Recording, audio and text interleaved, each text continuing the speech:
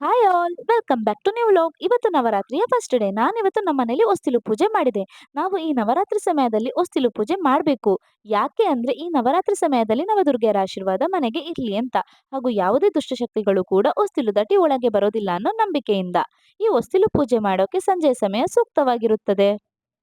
ಈ ಪೂಜೆನ ಹೇಗ್ ಮಾಡ್ಬೇಕು ಅಂದ್ರೆ ಮೊದಲು ಹೊಸ್ತಿಲನ್ನ ತೊಳ್ಕೊಂಡು ಅರಿಶಿಣನ ಹೊಸ್ತಿಲಿಗೆ ಹಚ್ಕೊಂಡು ನಾನ್ ಹಾಕಿದ್ದೀನಲ್ಲ ಆ ತರ 24 ಚಿಕ್ಕದಾಗಿ ಲೈನ್ನ ಹಾಕೊಂಡು ಮಧ್ಯದಲ್ಲಿ ಒಂದು ಸ್ವಸ್ತಿಕ್ ಚಿಹ್ನೆ ಹಾಗೂ ಸೈಡ್ ಅಲ್ಲಿ ಕುಬೇರ ರಂಗೋಲಿ ಹಾಗೂ ಲಕ್ಷ್ಮಿಗೆ ಇಷ್ಟವಾದಂತ ಅಷ್ಟದಳ ಪದ್ಮ ರಂಗೋಲಿನ ಹಾಕೊಳ್ಬೇಕು.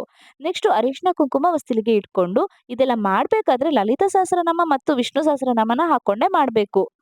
ರಂಗೋಲಿ ಬಿಡಿಸ್ಬೇಕು ಒಂದು. ನೆಕ್ಸ್ಟ್ 2 ವೀಳ್ಯದೆಲೆ, 2 ಅಡಿಕೆ, 2 ಹಸಿರು ಬಳೆನ ಇಟ್ಕೋಬೇಕು. ಅದ್ರ ಮೇಲೆ ಯಾವ್ದಾದ್ರು ಒಂದು ಹಣ್ಣನ್ನ ಇಟ್ಕೋಬೇಕು. ನಾನು ಆಪಲ್‌ನ ಇಟ್ಕೊಂಡಿದ್ದೆ. ಪಂಚಾಮೃತನೂ ರೆಡಿ ಮಾಡ್ಕೊಂಡಿದ್ದೆ. ನೆಕ್ಸ್ಟು 2 ದೀಪನ ಹಚ್ಚಿ ಸೈಡಲ್ಲಿ ಇಟ್ಕೊಂಡು ಪೂಜೆನ ಮಾಡ್ಬೇಕು. ಪೂಜೆ ಮಾಡಿದ ನಂತರ ಕೊನೆಯಲ್ಲಿ ಆರತಿ ಮಾಡಿ ದೃಷ್ಟಿ ತೆಗಿಬೇಕು. ಇಷ್ಟು ಸರಳ ಪೂಜೆ ಮಾಡಿದ್ರೆ ಸಾಕು. ಇದನ್ನ ನವರಾತ್ರಿ 9 ದಿನನೂ ಮಾಡಬೇಕು. ಇದನ್ನ ಈ ನವರಾತ್ರಿ ಸಮಯದಲ್ಲಿ ಮಾಡೋದ್ರಿಂದ ಮನೇಲಿ ಶಾಂತಿ, ನೆಮ್ಮದಿ ಹಾಗೂ ಯಾವುದೇ ಹಣ ಸಮಸ್ಯೆ ಇದ್ರೂ ಕೂಡ ನಿವಾರಣೆ ಆಗುತ್ತದೆ. ನನ್ನ ಪೂಜೆ ಈ ರೀತಿ ಇತ್ತು. Thank you all.